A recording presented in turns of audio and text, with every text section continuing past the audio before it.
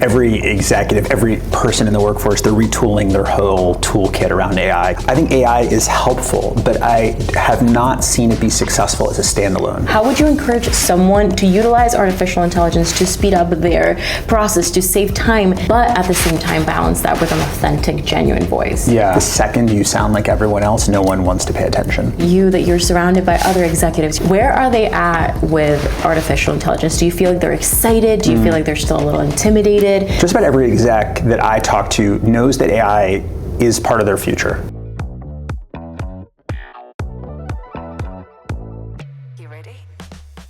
Dan, thank you so much for your time and your energy. I'm so grateful to be here today with you at the LinkedIn headquarters in San Francisco. So great to have you here. Yeah. Beautiful day outside. I know. Exciting I will say, day. I think I did bring a little bit of the gloom from LA because it was so sunny yesterday and then today it's a tiny bit cloudy, but I have the hopes that it's going to get better. Plus it's AI day here at LinkedIn. How are you feeling?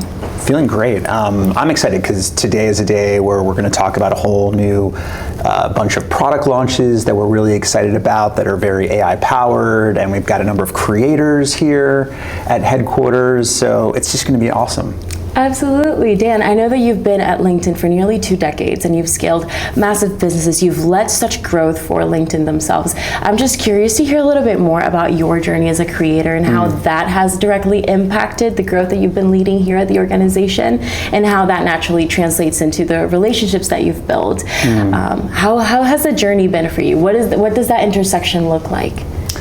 Well, my number one piece of advice for anyone that works anywhere is that you have to build a connection with the product. And so whenever we launch something new or we have a new area of focus, I try to use it myself. And as creation became more and more of a part of LinkedIn, in the feed, with video, I was like, I got to do this myself. I've got to try it out and see what it feels like to be a creator. And so I got in this habit of filming walks while I was done walking my daughter to elementary school, because she has a school nearby, and I thought maybe I'd, on the way home, share some perspective about working or advice or what's going on in the news. And it became this habit, and I really felt connected to how to build a great creator product. But I never expected the reaction I'd get from my team and from other creators that I started to build relationships with. And I think it really tapped into something that I've always felt, which is if I had another career, I would have been a teacher. Oh, I love that. And I sort of envision that someday maybe I still do that. Yeah. But I think that you don't really fully learn from your life experience until you have to share it with someone. Oh, yeah. So go through a day, what did you take away from that day, or something that was hard, and if you can boil it down to a simple sentence that you can share with someone, then you really internalize the experience. And so I think one of the interesting byproducts of being a creator is that I've learned way more from my experiences because I've had to share them than I wouldn't have otherwise. But maybe the most surprising thing is there's something that happens when you become a creator where people really feel like they know you. Yeah.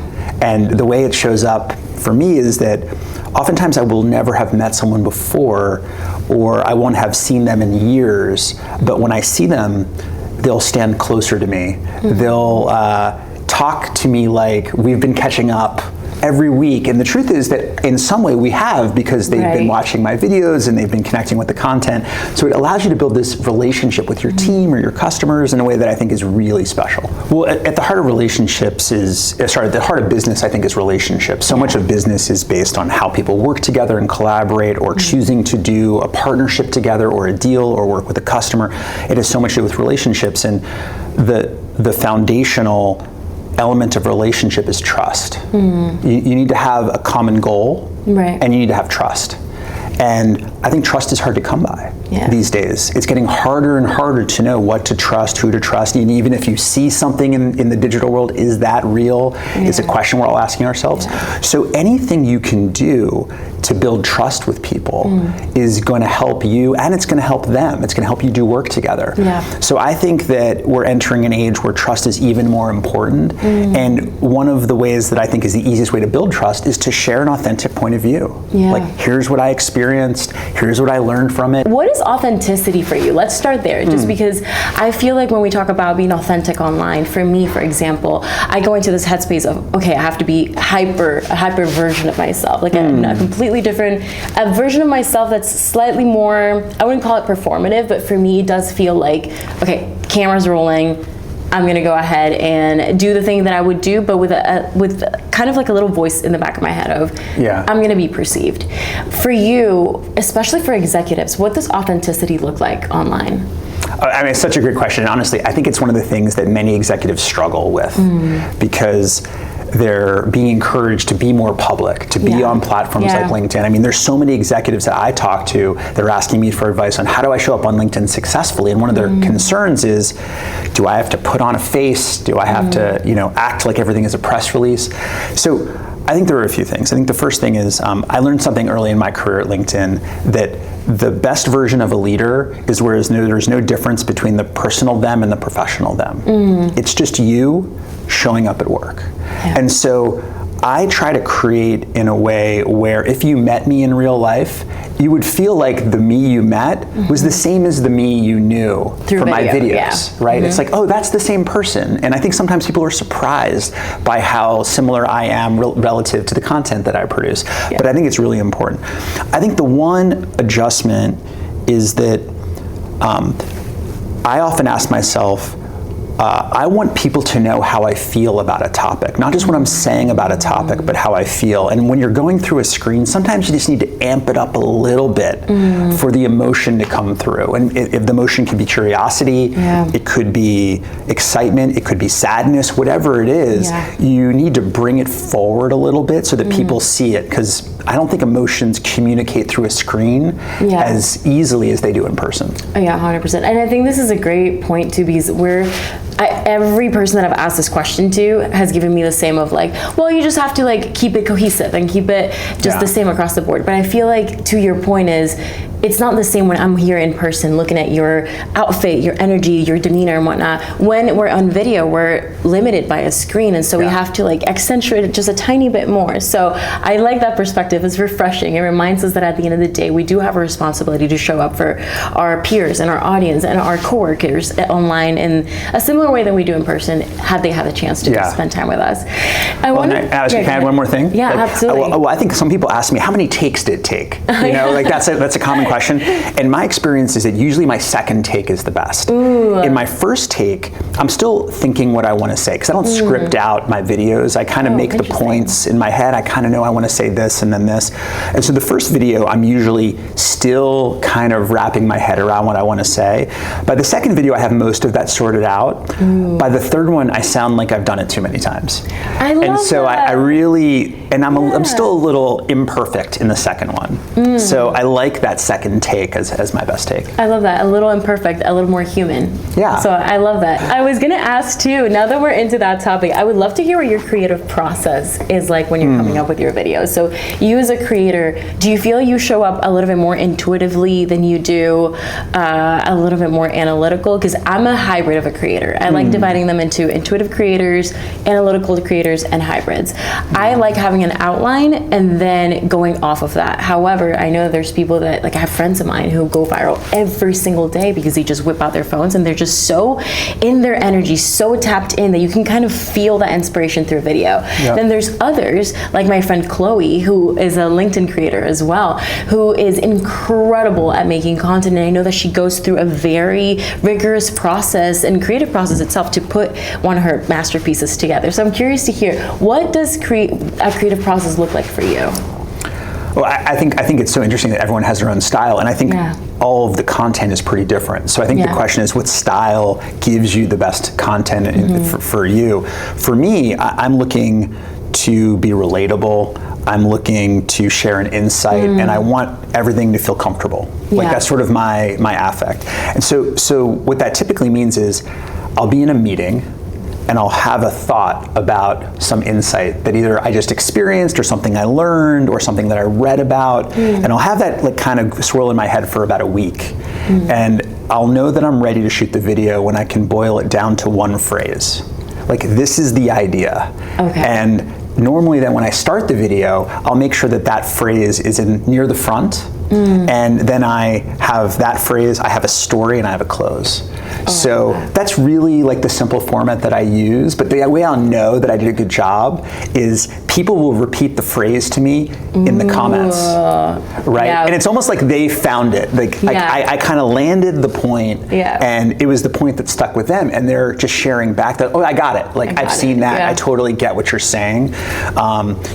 Phrases like be patient for titles, but impatient for learning, right? That's sort of a phrase I really love about how to manage your career. Or, every piece of feedback is between 1 and 99% true. Ooh. So there's never feedback that's completely wrong, and there's also no feedback that's exactly perfectly true either, because some people don't understand you all the way. So I try to find a way to boil it down to a tagline, but I need to get to the tagline before I'm ready.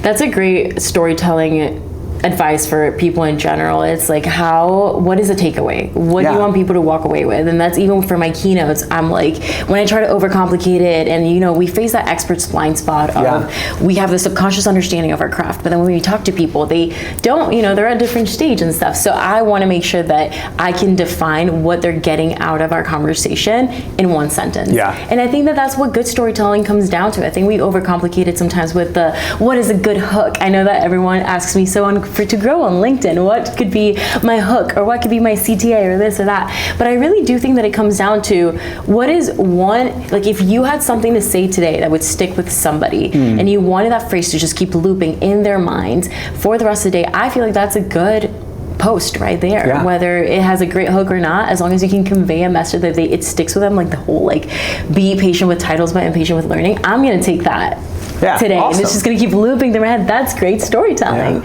which leads me to my next point, and it's, okay, we've talked about your creative process and storytelling. I would love to know how you integrate artificial intelligence with your storytelling process on its own. Does it play a role at all? I know that you've mentioned utilizing ChatGPT, Copilot, of course, Account IQ. So I'm curious to hear, how does artificial intelligence play a role specifically in your work and in your personal life and in storytelling?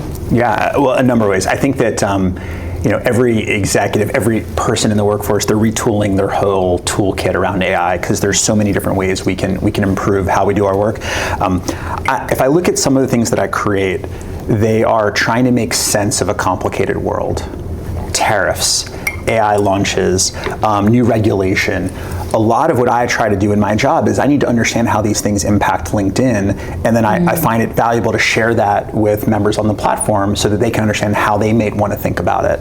So one of the things that I'll do is I'll use AI to really research a concept that's happening in the news that I don't understand well. I remember when tariffs were all over the news back in March, I realized I didn't know that much about tariff regulation. I didn't understand what industries it was going to impact. I didn't understand whether those industries were the same kinds of companies that were our customers. So I did all this research through AI, and I got it down to a few key ideas. Once I had that, it was very easy to share something that might not just be useful for LinkedIn, but all businesses on the platform. So that's one area. The other is when I'm trying to figure out a metaphor.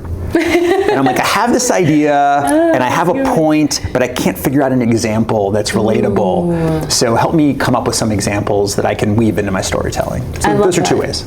I love that. I do this all the time, where whenever I'm faced with a very complex topic and I just really want to be able to internalize it and subconsciously understand it, I'm like, just explain it to me like a 5-year-old. Explain it to me like a 10-year-old and whatnot. And it just makes the learning process a lot more feasible and digestible for people. And I think that that's the reason why I feel like people don't understand the role that AI plays in our lives. It's not necessarily to make our lives easier, it's to make our lives easier to comprehend.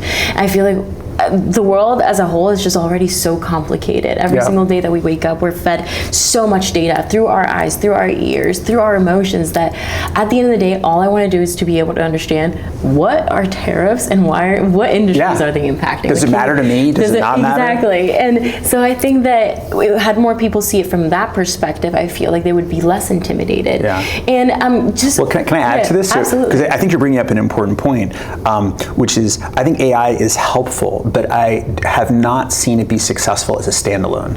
Of course. So, and the reason is, if I look at the best content on LinkedIn, it tends to have two qualities, in my opinion. Like, one is it has insight. It has something to say, and that can either be based on analyzing something, or it might just be sharing a life experience, right? But there's an insight there. And the second is has personality. Yeah. You know, I think dry insight, no one's paying attention to you. But if I think about the creators that I find interesting, they've got a lot of personality that they bring into it. Yeah. And both the insight and the personality, the more you can make that yours, uniquely yours, the better the content tends to do.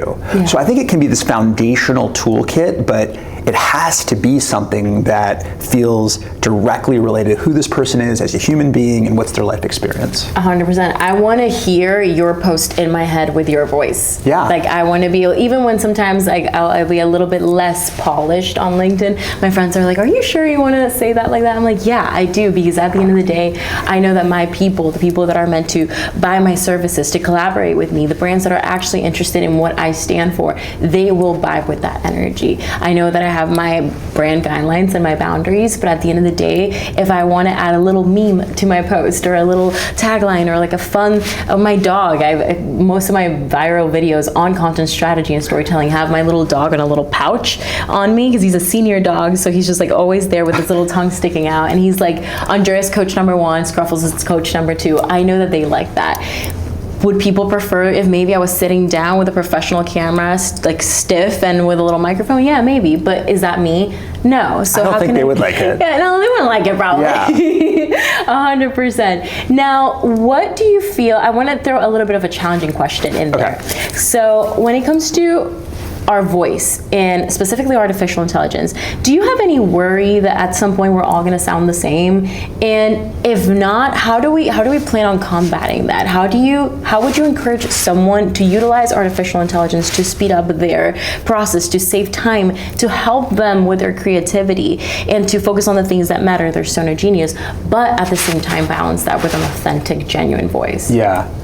Well, I think creators do what they think audiences want, right? I think you have something to share, but you need to meet it with an audience that cares about that topic. Yeah. And so I think the second you sound like everyone else, no one wants to pay attention. Yeah. So I think that the risk we all run is that if we use AI in a way that loses our humanity or loses our individual life experience. You know, the way that you grew up is different than the way that I grew up. Your professional experiences are different than mine. So each of us have something unique to say. I think we always need to start with this. What is our unique worldview? What's the unique thing we have to say? Why do we believe it? What's our life experience that ties to it? That's what sets us apart. And we might be able to figure out how to share our life experience to AI to help us figure out how to share a point of view, but it's really us. Yeah. Like it's us at the core. And I think the second we don't think that creation is about us, I think we lose the point. Ooh, thank you for saying that, because you know how many people, how many storytelling coaches out there too are always talking about how like it's not about you, it's not about you. Yeah, when it comes to service, we're here to, you know, it's that quote of like what we owe to each other is to show up for one another and to support one another and make it slightly easier for you. At least that's my ethos. Like that's what I believe, and I want to make sure that the next Latina entrepreneur has it easier than I did with the tools that I'm willing to give them, right? But at the end of the day, I do think that content and anything that we share from our vessel, it's really a personal experience. It's more personal than we think. And I think that when the fact that you're making it personal makes it credible. Yeah. Right? Yeah. It's like this is my life, and this is what I've seen, and this is what I think it means, and this is how you might learn from it too, right? Like that's how we all learn. That's like the history of humanity of storytelling, right? Is people sharing experiences and people learning from them. You know, I think Brene Brown's a great creator. Brene Brown. People love Brene Brown, and if you listen to how she talks, a lot of it is about her life and the moments that she's learned things and how those learnings have helped her navigate hard situations. Yeah. Right? And then everyone's learning from her experience. So if she were just spouting out the latest market research or the latest psychology studies that, you know, universities are probably, no one would care. Yeah. Like it's her humanity that makes it interesting. Yeah, 100%. And at the end of the day, like it's a old quote of people buy people. People buy what they see themselves in. We cheer on the underdog because we learn to see ourselves in them. And I think that that is the core of storytelling, which is the hero's journey. I think that people overcomplicate it sometimes. It's like we have a little character that goes through a massive transformation and we get them from point A to point Z, and that is literally why we're here. So thank you for that. I love that perspective on on storytelling. I wanted to ask, where do you think right now, especially you that you're surrounded by other executives, you're having conversations that, oh, do I wish to be a fly on the wall to listen to, where are they at with artificial intelligence? Do you feel like they're excited? Do you feel like they're still a little intimidated? What do those conversations look like? All of the above. I think that just about every exec that I talk to knows that AI is part of their future. They've all tried AI to various degrees, whether, they've been shared a tool with a colleague and they've tried it out. I think the degree to which it's stuck, the habits have stuck, really defines people that are successfully on the journey that aren't. I think some people have tried it and sort of let it go by the wayside. I think the people that have made it a habit, every time you're getting ready for a meeting, how do you learn more about the company that you're meeting with? Every time you see something in the news you don't understand, do you go to AI and learn more about it? Do you learn about what happened in your meetings and have follow-ups because Copilot takes meeting notes for you? Like all of these things, if you make them habits, that's where you're winning. But I think you're seeing executives fully aware of the fact that this is the future. Now, where I think that there's more variety is whether or not they figured out how to make AI work for their teams, right? And I think there's this interesting moment of they want to tell everyone to use AI, but they're not sure what to tell them to do. Because a lot of times that they sit around with their employees know more about the AI than they do, right? So what advice are they really giving? So there's this really interesting leadership challenge of how do I encourage everyone to try with AI and use AI, but I'm not quite sure exactly what I should be telling them to do with it. And we're going to figure that all out over the next, 12 to 24 months. But everyone is bought into the fact that this is the future and figuring out exactly how to do it on their team. That's a big journey. I love that you just brought up leadership because there's one of your interviews that I read in which you talk about how AI cannot inspire and it cannot empower a team, and how that is strictly a human trait and a human responsibility. I'm curious to hear, what do you mean by that, and how do you think that that specifically is affecting how teams interact with AI on the day-to-day? I don't know that I have like a framework for it, but I just haven't seen it. If I look at all the tech that I've seen in AI, particularly with working with customers, there's a lot of tech that can help a customer resolve a problem. How do they solve it on their own? And what the AI is doing is it's looking through all of the information and saying, oh, you asked this question, I'm going to give you this answer. And AI can go and get the right information and synthesize it. But I have not seen any success where AI persuades someone to do something that they weren't planning on doing. And I think that that's about, the word inspire, I always love this fact, I think it's sort of to breathe life into. And it's almost like you start to feel energy in a way that you didn't feel it before. So if you've already got the energy and you just need the information, AI is super helpful. If you don't have the energy and you're not sure you want to do something, I have not seen it be persuasive. Wow. And I think that that's the role of human beings, is to it's for humans us. Are great at that. Humans are great at that. And then their framework is usually provided by an additional tool that could lead them from point A to point B. So I love that. I love that perspective. Okay. As we're wrapping up, I have 2 more questions for you. Okay. The first one is, if you had to restart your career today, what would your first LinkedIn post be? Let's start nitty gritty actually. Would it be a video or a text post? I feel like it would be video. I would love to think that I had the confidence to shoot a video like that, like you do. Well, I think I would want it to be relatable, like something that other people could relate to. And if I was that early in my career, it would probably be about, my nervousness for my first job, my first day at work, or trying to prep for an interview. How do you do it? But oftentimes the most successful videos I find are the things that are just you're dealing with on a day-to-day basis that you think other people might be dealing with too, and you're just kind of putting it on the table. Like, this is what I'm going through, and this is how I'm trying to sort through it. But I'm always surprised that like my most viral post ever, we were in the pandemic, and people were having this habit of apologizing when they needed to go deal with something with their kids who were clearly struggling with video school, right? And I just posted, can we all stop apologizing? like everyone's dealing with this, and obviously everyone needs to go help their kids with whatever they're going to. Just don't apologize. There's nothing to apologize about. And it went crazy because it was literally the thing everyone was dealing with that I was feeling too. I didn't know that everyone was dealing with it like me. But I think everyone has something that they're going through that others are going through the same thing. My last question for you is, we're at a dinner table and we're sitting down with people who are not just skeptical about artificial intelligence, but they just don't even comprehend why they should be investing time or energy into it or resources into it. Why would you explain to them that it matters? Like, artificial intelligence matters because why? Well, I think there's what it is, how I'd explain what it is, and then why it matters. I think, let's start with what it is. Like, imagine that there were a friend of yours that had read all of the internet and you could go to do the things that you didn't have time for or you feel like you didn't have the knowledge to do in the way you wanted to. And you could call that friend and they would give you the answer, or they would send you the write-up, or they would read your email and tell you what it said.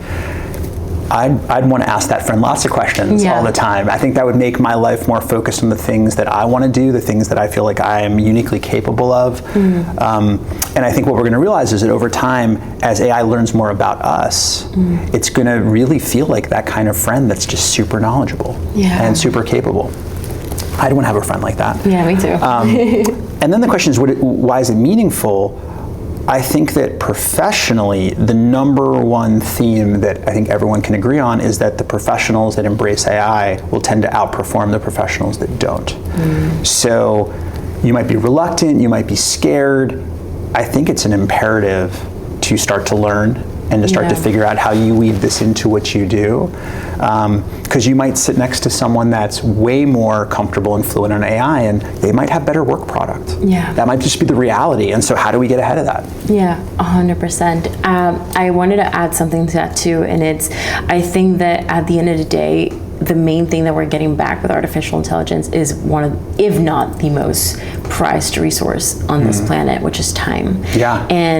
And on a personal note, my dad lost half of his leg and half of his foot on the other leg because of diabetes. And he was a man of the world. Like, he was out and about all the time. He had a tourism agency. He was an entrepreneur as well. So you can imagine going from seeing everything and everywhere and being such a social creature to now being at home and having to recover and get used to prosthetics and stuff. So I gifted him a Microsoft Surface tablet, and I taught him how to use Copilot, and I taught him how to use some other tools, and I'm helping him make his content because he wants to externalize a lot of those emotions that he's going through, of the grieving of his life, that he embraced, and now the new one that he has to face. And I think that it allowed him to have a new life. It inspired new life into him, and it made him realize that his life was not over just because now things feel and look differently, and because he has to approach life differently. And I think that that's a gift that many years ago we wouldn't have had. And I think that that is why I'm so grateful for the resources, and I know that there's a lot of improvement that we have to do, and a lot of responsibilities that both consumers and organizations need to have in order to move this into the right direction. But I think that at the end of the day, it's given me more quality time with my dad. So that is, to me, the biggest gift that I could get. And a conversation that I had with Mustafa Suleyman, the CEO of Microsoft AI at Cannes this year, is that honestly, to me, AI borderlines a spiritual experience, because we get to focus on the things that matter a lot more. I get to have conversations that I wouldn't be able to have because I don't have access to all the knowledge in the world, but maybe I could sit down with my friend and talk about the things that matter to him or her because I did a little research on a chat tool. Maybe I can teach my dad easier how to use a little camera or a ring light if I show him how to ask those questions, so that when I'm back in the US and he's back there in Panama, he can figure it out on his own. So I think that this is a bigger experience for us than we think. I think it's outperformance, but it's also the deep understanding of what does connection look like moving forward. So I'm super excited. Oh, I love that. Yeah, and I'm so grateful for you. Any last words of inspiration? Anything that anything that you've been reading or working on lately that you're super excited about? I'm super hyped about some of the AI features that LinkedIn's going to be rolling out. So I'm just so excited. Yeah, I mean, there's a ton of new capabilities coming to the platform that I'm incredibly excited about. Better search of your connections and people using natural language. Job search is getting a refresh. We have this new cool product that allows you to run a mock interview for whatever job you're applying to, which is super cool. There's just like so many useful, things that we're doing. And LinkedIn Learning too. Yeah, and LinkedIn Learning. So I feel like the roadmap is just so exciting. But I think the advice I would give is try your hand at being a creator. Everyone's got something to say. Like Ryan, our CEO, has this wonderful phrase of all of the world's professional knowledge is in the minds of one of our members, which is such a cool idea. And it's so true. If you think about it, it's so true. So you have something that you've learned, you have something that you've experienced, share it with others. And I think the more we share, the more we all thrive as a community. I love that. Thank you so much. Yeah, Thank you for your time. And I'm so excited for AI Day. Let's get going so we can get into the keynotes. Okay. Thank you.